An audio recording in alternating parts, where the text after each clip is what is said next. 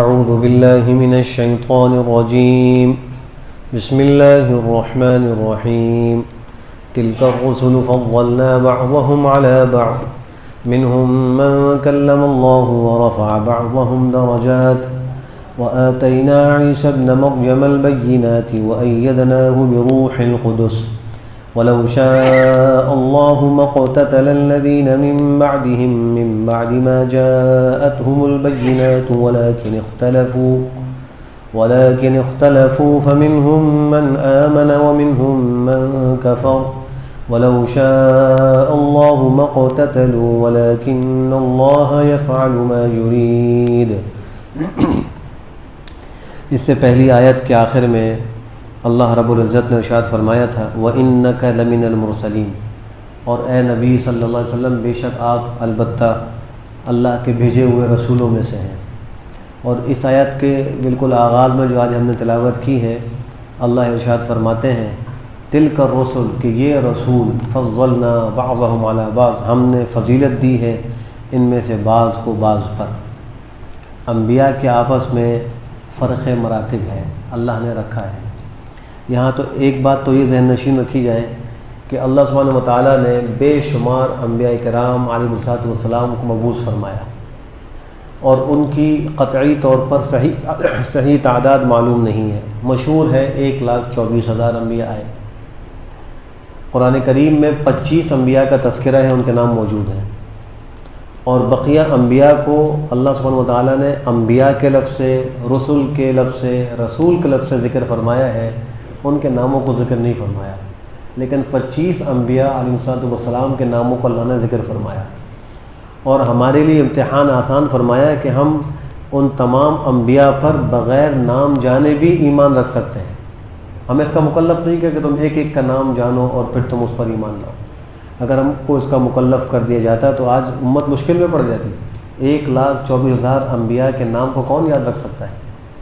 تو یوں فرمایا بس تم یہ عقیدہ رکھو کہ اللہ کے بھیجے ہوئے جتنے انبیاء اور رسل ہیں میں ان سب پر ایمان لایا، اور ایمان مفصل کے اندر اسی کا بندہ اقرار کرتا ہے آمنت باللہ وملائکتہ وکتبہ ورسلہ والیوم الآخر والقدر خیرہ وشرہ من اللہ تعالی والبعث بعد الموت۔ تو اس میں جو شروع کا لفظ ہے آمنت باللہ وملائکتہ وکتبہ ورسلہ، رسول کا لفظ رسول کی جمع ہے۔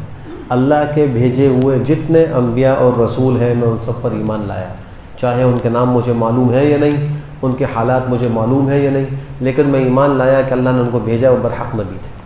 ان انبیاء میں سب سے پہلے نبی حضرت آدم علیہ نبینا وعلیہ الصلوۃ والتسلیمات تھے، اور سب سے آخری نبی ہمارے نبی مکرم و محترم سرکار دو عالم سرور کونین شافی محشر حضرت محمد مصطفیٰ احمد مجتبیٰ صلی اللہ تعالی وسلم آخری نبی ہیں۔ آپ کے بعد کسی نئے نبی نے نہیں آنا۔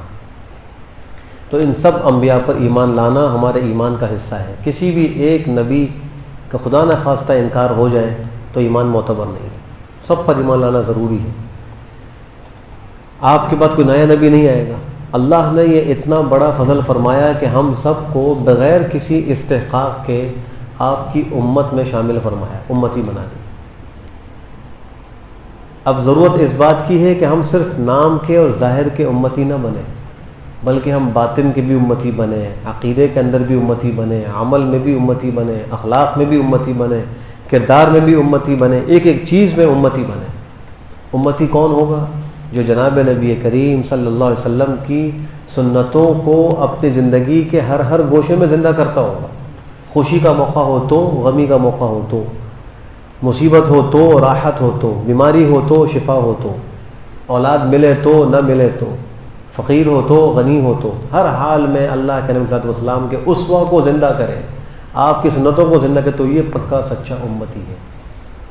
اگر ہم صرف زبان سے تو پیغمبر کا کلمہ پڑھیں، اللہ کا کلمہ پڑھیں، اور ہم اطاعت کریں اللہ اس کے رسول کے علاوہ کی، ہم اپنا رہن سہن بنائیں اللہ اس کے رسول کے دشمنوں جیسا، ہماری تجارت اللہ رسول کے احکام کے خلاف ہو، ہماری ملازمت اللہ رسول کے احکام کے خلاف ہو، ہماری معاشرت، ہماری معیشت، ہمارا گھر کا نظام، باہر کا نظام، تجارت کا نظام، ہمارا رات اور دن کا جو جتنا نظام ہے وہ سب اگر شریعت کے احکام کے خلاف ہے اور ہم زبان سے کلمہ اللہ اور رسول کا پڑھ رہے ہیں تو ہم صرف ظاہر کے امتی ہیں، ہم صرف ظاہراً مسلمان ہیں۔ کامل مسلمان وہ ہے کہ جو ایک ایک چیز میں شریعت کے احکام کی پاسداری کرے اور اس کا خیال رکھے۔ یہ کتنا بڑا شرف ہے کہ اللہ نے ہم کو امتی بنایا۔ روایات میں آتا ہے کہ حضرت عیسیٰ علیہ السلام اس کی دعا کیا کرتے تھے، اے اللہ آپ نے مجھے نبی بنایا، میں آپ سے دعا کرتا ہوں کہ مجھے نبی آخر الزمان کی امت میں شامل فرما۔ یہ حضرت عیسیٰ علیہ السلام دعا فرمایا کرتے تھے۔ اللہ نے بغیر دعا کی ہمیں اس امت میں پیدا کر دی، بغیر استحقاق کے پیدا کر دی۔ اللہ چاہتے تو ہمیں کسی کافر کے گھر میں پیدا کر دیتے، بنی اسرائیل میں پیدا کر دیتے، اس سے پہلے کی کسی امت میں پیدا کر دیتے، لیکن اللہ نے ہم پہ بڑا فضل فرمایا کہ نبی آخر الزمان کی امت میں پیدا کر دیا۔ اللہ نے حضرت عیسیٰ علیہ السلام کی دعا کو قبول فرمایا اور ان کو زندہ آسمان پر اٹھایا۔ آج تک وہ آسمان پر زندہ ہیں، قیامت کے قریب نازل ہوں گے اور اللہ ان کو اس امت میں شامل فرمائے گا اور اس امت کی قیادت کرتے ہوئے ان کا انتقال ہوگا اور آپ صلی اللہ علیہ وسلم کے روضہ مبارکہ کے اندر وہ دفن ہوں گے۔ اللہ نے ان کی دعا کو قبول فرمایا۔ تو یہ اتنا بڑا شرف ہے، ہم کو بے مانگے حاصل ہو گیا۔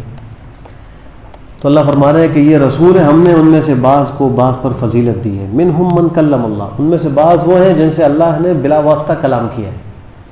اللہ ہر نبی سے کلام کرتا ہے، اس لیے کہ نبی تو ہوتا ہی وہ ہے کہ جس پر اللہ کی وحی اترے، اللہ کا کلام اترے، اور فرشتہ اس وحی کو لے کر آتا ہے۔ لیکن اللہ نے بعض انبیاء کو یہ امتیازی شان عطا فرمائی کہ ان سے براہ راست بغیر کسی فرشتے کے واسطے کے اللہ نے کلام فرمایا، جیسا کہ حضرت موسیٰ علیہ السلام ہے، اللہ نے ان سے براہ راست کلام فرمایا، درمیان میں فرشتے کا واسطہ نہیں تھا۔ اور جیسے ہمارے نبی حضرت محمد مصطفیٰ احمد مجتبیٰ صلی اللہ تعالی وسلم سے اللہ نے معراج کے موقع پر براہ راست کلام فرمایا اور وہ اونچا مقام آپ کو عطا فرمایا کہ ورفعنا لک ذکرک، کہ جہاں تک جبریل امین بھی نہیں جا سکے، نہیں پہنچ سکے، جو ملائکہ کے سردار ہیں، نورانی مخلوق ہیں، وہ بھی اس مقام پر نہیں پہنچ سکے جہاں اللہ نے اپنے محبوب نبی کو معراج میں پہنچایا اور مرتبہ عطا فرمایا اور براہ راست کلام فرمایا۔ اور پھر اللہ نے اس موقع پر 3 تحفے دیے، 3 تحفے۔ ایک تحفہ تو یہ دیا کہ 50 نمازیں فرض کی، لیکن آپ کی بار بار کی درخواست پر اس میں تخفیف کر کے 5 نمازوں کو باقی رکھا، کہ 5 نمازیں جو ہیں وہ آپ پر، آپ کی امت پر فرض رہیں گی۔ اور اس کا تفصیلی واقعہ ہے، جب ہم معراج کے تو پر پہنچیں گے انشاءاللہ وہاں عرض کروں گا۔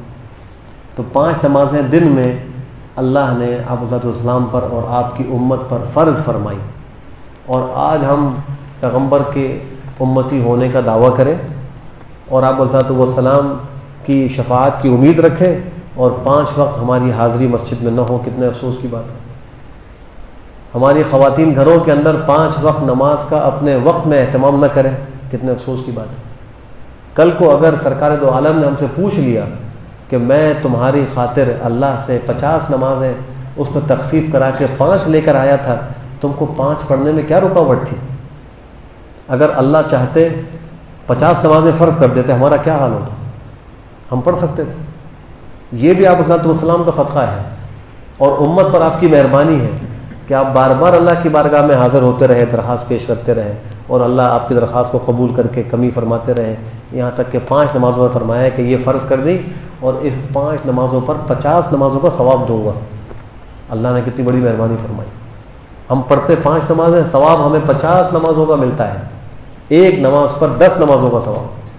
اور پھر بھی اگر ہم نماز نہ پڑھیں تو ہماری کتنی بڑی محرومی اور کتنی بڑی جو ہے یہ ایک اللہ کے رسول سے بے توجہی اور لاپرواہی کی بات ہے اور شریعت کے احکام سے دوری کی بات ہے۔ تو اللہ نے وہاں براہ راست کلام فرمایا۔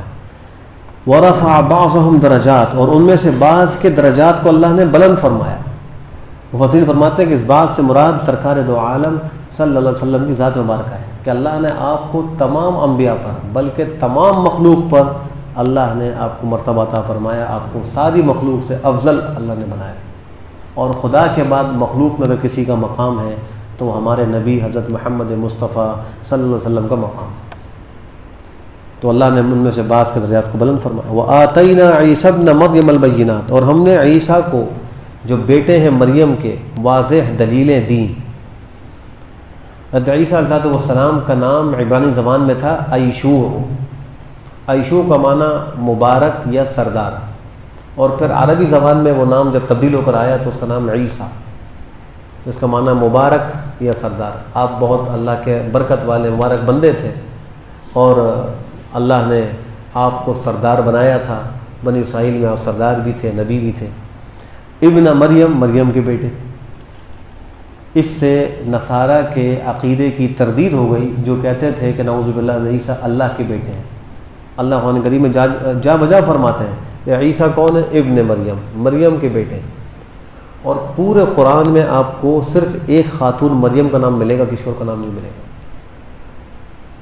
خواتین میں صرف مریم کا نام اللہ نے پورے قرآن میں ذکر کیا ہے، اور کسی عورت کا نام قرآن کریم میں نہیں ہے. مفسرین نے اس پہ نقطہ لکھا ہے. نقطہ یہ ہے کہ نصارہ نعوذ باللہ یہ کہتے تھے کہ حضرت مریم اللہ کی زوجہ ہے، اور سورہ انعام میں اللہ نے ان کی تردید فرماتے ہوئے یوں فرمایا کہ وَلَمْ تَكُن لَهُ صَاحِبَةٌ، اللہ کی کوئی بیوی نہیں ہے، نہ اللہ کی کوئی اولاد ہے، نہ وہ خود کسی کی اولاد ہے، نہ اس کی کوئی بیوی ہے. وَلَمْ تَكُن لَهُ صَاحِبَةٌ. تو یہ لوگ سمجھتے تھے کہ اللہ کی نعوذ باللہ وہ بیوی ہے، اور حضرت مریم کے بیٹے حضرت عیسیٰ ہیں وہ اللہ کے بھی بیٹے. تو اللہ نے اپنا نام ذکر کیا مریم کا، اس لیے کہ غیرت مند آدمی اپنی بیوی کا نام غیر محرموں کے سامنے ذکر نہیں کرتا.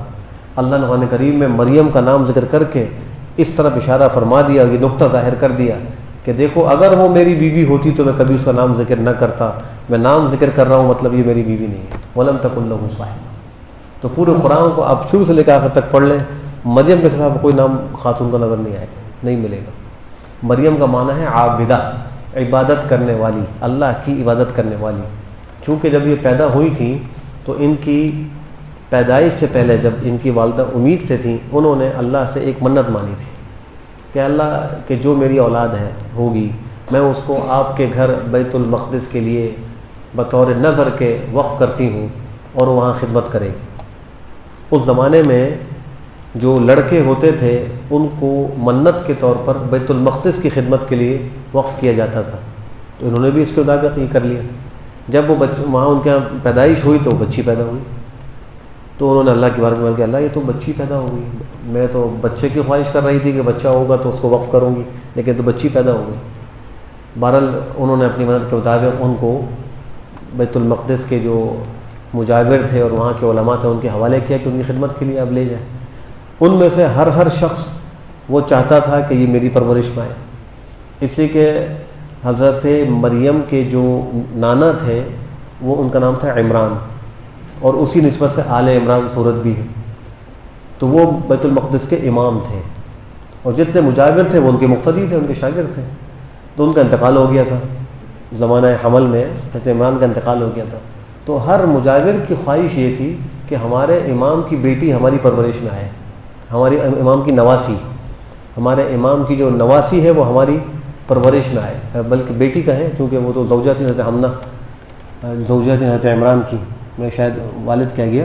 حضرت عمران کی زوجہ وہ حضرت حمنہ، حضرت حمنہ جو ہیں ان کے ہاں بیٹی کی ولادت ہوئی.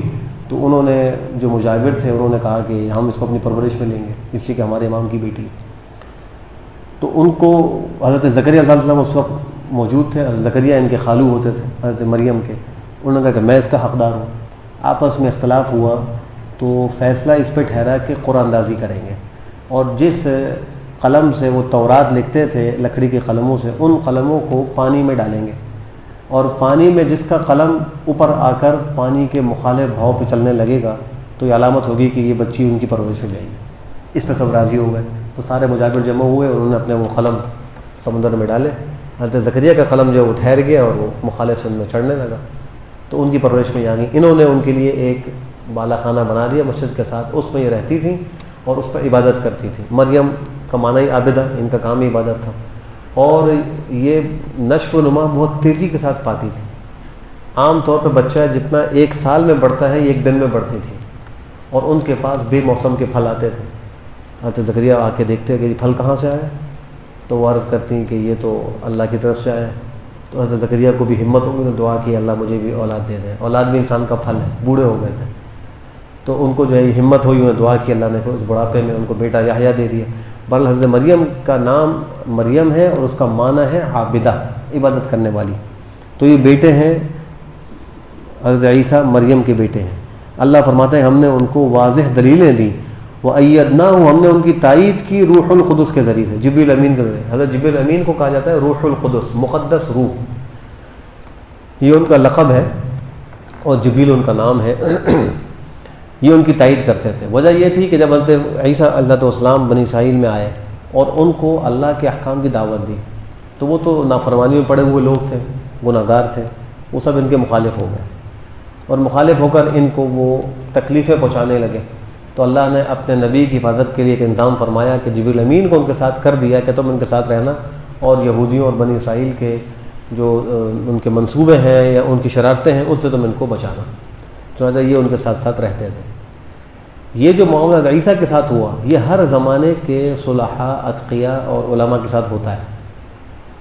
جو بھی صحیح دین کسی کو بتلائے اور وہ کسی غلط رسم و رواج میں پڑا ہوا ہو، تو وہ صحیح بتلانے والے کے مخالف ہو جاتے، مخالفت شروع کر دیتے اور کہتے ہیں کہ ہمارے تو سالہ سال سے مسئلہ اس سلسلہ چل رہا ہے، یہ نئی بات بتا دی امام صاحب نے، فلاں صاحب نے ایک نیا مسئلہ بتا دیا، ہمیں تو آج تک پتہ نہیں، اس پہ مخالفت شروع کر دیں۔ حالانکہ ہونا یہ چاہیے کہ جب آپ نے کوئی بات سنی جو قرآن و حدیث سے مدلل آپ کے سامنے آ گئی، صحیح بات آ گئی، تو اس کو دل و جان سے تسلیم کرنا چاہیے، چاہے وہ ہمارے خاندانی رسم و رواج کے خلاف ہی کیوں نہ ہو، چاہے وہ ہماری خواہش کے خلاف ہی کیوں نہ ہو، ہمارے مزاج اور سوچ کے خلاف کیوں نہ ہو۔ وہاں مسلمان کو چاہیے کہ آ کے بریک لگا دے اور کہ اب میرے اللہ کا اس کے رسول کو حکم آ گیا، اب شریعت آ گئی تو میں اپنے رسم و رواج کو ایک طرف کرتا ہوں، میں اس پہ عمل کروں گا۔ یہ ایک مسلمان کا کام ہی ہونا چاہیے۔ لیکن ہر زمانے میں صحیح دین بتلانے والوں کے مخالف لوگ زیادہ پیدا ہو جاتے ہیں اور مخالفت کرتے ہیں اور اپنے رسم و رواج کو نہیں چھوڑتے۔ یہ عادت تھی مشرکین کی۔ اللہ قرآن کریم میں ذکر فرماتے ہیں وَإِذَا قِيلَ لَهُمْ تَعَالَوْا إِلَى مَا أَنزَلَ اللَّهُ قَالُوا بَلْ نَتَّبِعُ مَا أَلْفَيْنَا عَلَيْهِ آبَاءَنَا، جب ان سے کہا جاتا ہے پیروی کرو اس کی جو اللہ نے نازل کیا ہے، قرآن کریم کی پیروی کرو، تو وہ کہتے ہیں کہ ہم تو پیروی کریں گے اس کی جس پر ہم نے اپنے بڑوں کو پایا ہے، ہم قرآن کے پیروی نہیں کریں گے، ہم نے اپنے آباء و اجداد کو جس چیز پر پایا ہم تو اسی کی پیروی کریں گے۔ اللہ فرماتے ہیں اولو کان آباؤہم لا یعقلون شیئا ولا یہتدون، کیا ان کے آباء و اجداد اگر کچھ نہ سمجھتے ہوں نہ راہ ہدایت پر ہوں تو بھی کیا انہی کی بات مانیں گے؟ کم سے کم یہ تو سوچیں کہ ہمارا رسم و رواج جو ہے یہ قرآن و سنت کے مطابق ہے یا مخالف ہے؟ اگر اس کے مطابق ہے تو صحیح ہے، اس پہ آپ عمل کریں، اور اس کے مخالف ہے تو پھر کہیں کہ بھئی ہم یہ عمل نہیں کرتے۔ اپنی کمزوری کا اعتراف کریں اور اس سے بچیں۔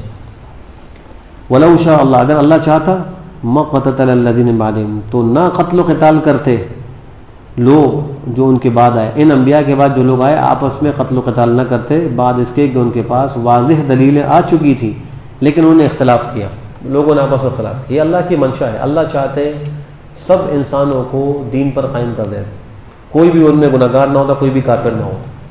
جیسے اللہ نے فرشتوں کی مخلوق میں کسی کو بھی کافر نہیں بنایا، ہر فرشتہ مومن ہے، ہر فرشتہ اللہ کا فرمانبردار ہے، کوئی ان میں نافرمانی کا مادہ ہی نہیں ہے کہ وہ نافرمان ہو۔ لا یعصون اللہ ما امرہم ویفعلون ما یؤمرون، اللہ کے احکام کی خلاف ورزی نہیں کرتے، جو کہا جاتا ہے وہی کرتے ہیں، نورانی مخلوق ہے۔ تو جیسے اللہ نے فرشتوں کو ایک خاص اس پہ ان کی ڈگر ہے، اس پہ ان کو رکھ دیا، بنا دیا کہ اس کے خلاف وہ کرتے ہی نہیں، اللہ چاہتے تو انسانوں کو بھی ایسی کر دیتے، لیکن اللہ کی اس میں حکمت ہے، اللہ نے صحیح اور غلط دونوں راستے انبیاء کے ذریعے سے امتوں کو بتلا دیے، اور انبیاء کے بعد ان کے نائبین کے ذریعے سے ہر زمانے میں دین حق بتلانے والے قیامت تک موجود رہیں گے، اور وہ بتلاتے رہیں گے کہ یہ حق ہے اور یہ غلط ہے، یہ صحیح ہے یہ غلط ہے، یہ باطل ہے یہ صحیح ہے، ہر چیز بتلاتے رہیں گے وہ۔ یہ اس لیے ہے تاکہ انسان اپنے اختیار سے عمل کرے، مجبور ہو کر عمل نہ کرے۔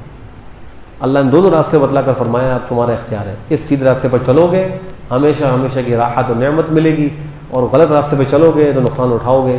اب انسان اپنے اختیار سے جس راستے کو چاہے منتخب کر لے۔ فَمِنْهُمْ مَنْ آمَنَ، ان میں سے بعض تو ایمان لائے، وَمِنْهُمْ مَنْ كَفَرَ، بعض نے کفر اختیار کیا۔ اگر اللہ چاہتے تو آپس میں قتل و قتال نہ کرتے، لیکن اللہ کرتا ہے جو چاہتا ہے، اللہ تو قادر مطلق ہے، جو چاہے وہ کرتا ہے۔